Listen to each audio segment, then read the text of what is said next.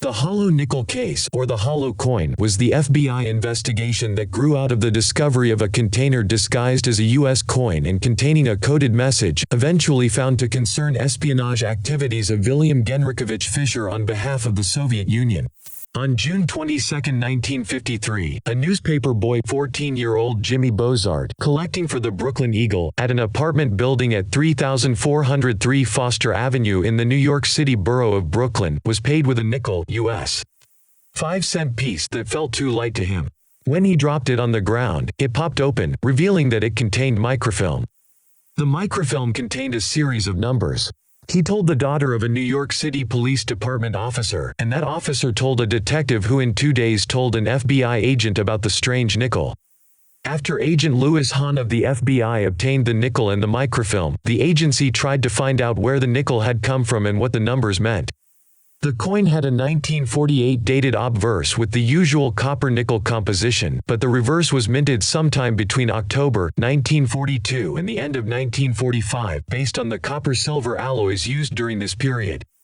On the microfilm, there were 5 digits together in each number, 21 sets of 5 in 7 columns and another 20 sets in 3 columns, making a total of 207 sets of 5 digits. There was no key for the numbers. The FBI tried for nearly 4 years to find the origin of the nickel and the meaning of the numbers. It was when KGB agent Reino Heihanen, a.k.a. Eugene Nikolai Maki, wanted to defect in May 1957 from Paris, that the FBI was able to link the nickel to KGB agents, including Mikhail Nikolaevich Sverin, a former United Nations employee, and Vilyam Genrikhovich Fisher. Heihanen was being recalled to Moscow for good, and defected on the way back in Paris. The deciphered message in the nickel turned out to be only a personal message to Heihanen from the KGB in Moscow welcoming him to the US and instructing him on getting set up. He gave the FBI the information that it needed to crack the cipher, uncover the identity of his 2 main contacts in New York, Sverin and Fisher, and a nearly identically made Finnish 50 marka coin. The personal message to Heihanen from the KGB in Moscow contains the following text: "We congratulate you on a safe arrival. We confirm the receipt of your letter to the address _V repeat V and the reading of letter number 1.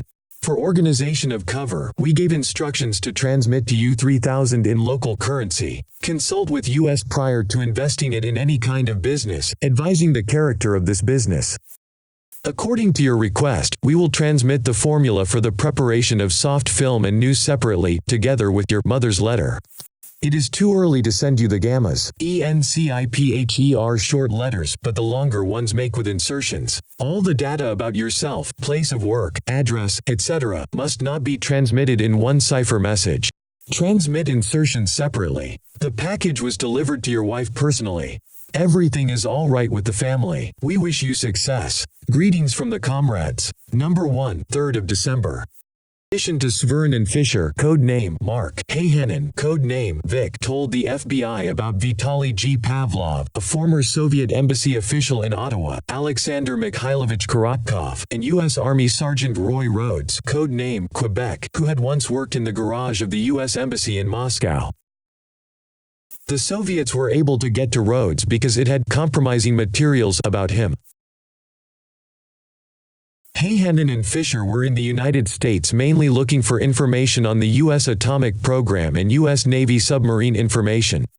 Sverin had returned to the Soviet Union in October 1956 and was not available for questioning or arrest. When Fisher was arrested, the hotel room and photo studio that he lived in contained multiple items of modern espionage equipment, cameras and film for producing microdots, cipher pads, cufflinks, a hollow shaving brush, shortwave radios, and numerous trick containers. Fisher was brought to trial in New York City federal court and indicted as a Russian spy in October 1957 on 3 counts: conspiracy to transmit defense information to the Soviet Union, conspiracy to obtain defense information, conspiracy to act in the United States as an agent of a foreign government without notification to the Secretary of State. Heihanen testified against Fisher at the trial. On October 25, 1957, the jury found Fisher guilty on all 3 counts. On November 15, 1957, Judge Mortimer W. Byers sentenced Fisher to 3 sentences to be served concurrently: 30 years imprisonment, 10 years imprisonment and $2,000 fine, 5 years imprisonment and $1,000 fine. On February 10, 1962, Fisher was exchanged for American Central Intelligence Agency Lockheed U-2 pilot Francis Gary Powers, who was a prisoner of the Soviet Union.